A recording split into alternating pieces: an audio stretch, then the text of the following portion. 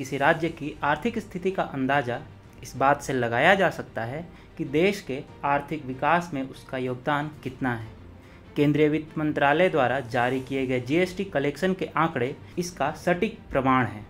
हाल ही में केंद्र सरकार द्वारा जारी किए वित्त वर्ष 2021 की जुलाई का जीएसटी कलेक्शन देश के आर्थिक विकास के लिए सकारात्मक संकेत लेकर आया है, क्योंकि इसमें 33% की वृद्धि हुई है। इन आंकड़ों के बीच सबसे बुरा प्रदर्शन किसी राज्य का रहा है तो वो निश्चित रूप से ममता बनर्जी शासित पश्चिम बंगाल ही है। बंगाल के जीएसटी कलेक्शन में केवल 13% की बढ़त देखी गई है, जबकि बंगाल से छोटे राज्य ओडिशा का जीएसटी कलेक्शन 54% की सर्वोच्च बढ़त प्राप्त करने वाला राज्य बन गया है। ओडिशा की यह प्रगति बंगाल सरकार की आर्थिक नीतियों पर प्रश्न चिन्ह लगाती है। टीएफआई पर आपका स्वागत है। मैं अभिनव आज आपको बताऊंगा कि कैसे जीएसटी कलेक्शन में ओडिशा ने पश्चिम बंगाल को पीछे छोड़ दिया है, कैसे ममता बनर्जी और वामपंथियों ने मिलकर पश्चिम बंगाल की अर्थव्यवस्था को गर्त में पहुंचा दिया है। पश्चिम बंगाल का नाम सुनते ही लोगों के मन में सबसे पहले बंगाल हिंसा की तस्वीर बनती है।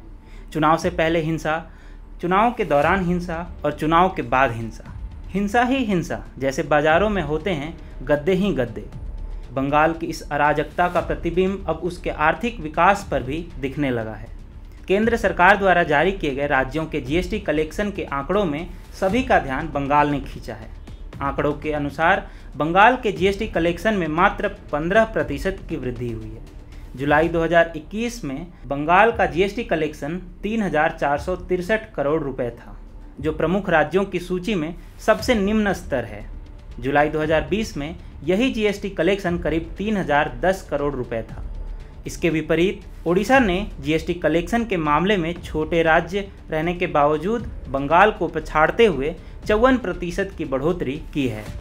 केंद्र के आंकड़ों के मुताबिक ओडिशा ने जुलाई 2021 में 54% की बढ़त बनाते हुए 3,615 करोड़ रुपए की वृद्धि हासिल की है, जो कि ओडिशा का प्रशासन और मुख्यमंत्री नवीन पटनायक की कार्यशैली पर सकारात्मक मुहर लगाता है। महत्वपूर्ण बात यह है कि जुलाई 2020 में यहाँ मात्र 2,348 करोड़ रुपए का ही जीएसटी कलेक्शन हुआ था। आज की स्थिति में ओडिशा महाराष्ट्र के बाद जीएसटी कलेक्शन में वृद्धि के मामले में दूसरे स्थान पर है। राज्य ने जुलाई में सीजीएसटी में 927 करोड़ रुपए, आईजीएसटी में 1,028 करोड़ रुपए और उपकार में 592 करोड़ रुपए एकत्र किए हैं, जो कि ओडिशा जैसे एक छोटे राज्य के लिए बड़ी उपलब्धि है। जीएसटी कलेक्शन की बात करें तो राज्यों द्वारा सामानों पर जो टैक्स लगाया जाता है उसका एक हिस्सा केंद्र को भी दिया जाता है, जिसे जीएसटी कलेक्शन कहते हैं। आमतौर पर देश का सबसे अधिक जीएसटी कलेक्शन करने वाला राज्य महाराष्ट्र ही है। बंगाल की ओडिशा से तुलना करें तो बंगाल की आबादी करीब 10 करोड़ है, वहीं ओडिशा की मात्र 4.5 करोड़ है। बंगाल संसाधनों के आधार पर भी ओडिशा से आगे ही है।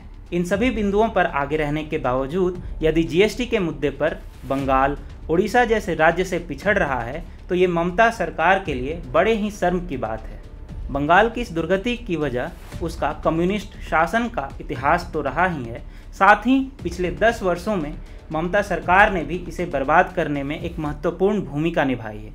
राज्य की अराजकता और हिंसा का असर यह है कि यहाँ बड़े निवेश की संभावनाएं काफ़ी कम हैं और जिन लोगों के छोटे निवेश हैं वो भी बंदी के कगार पर हैं, जिसके चलते राज्य आर्थिक क्षेत्र में तेज़ी से पिछड़ रहा है।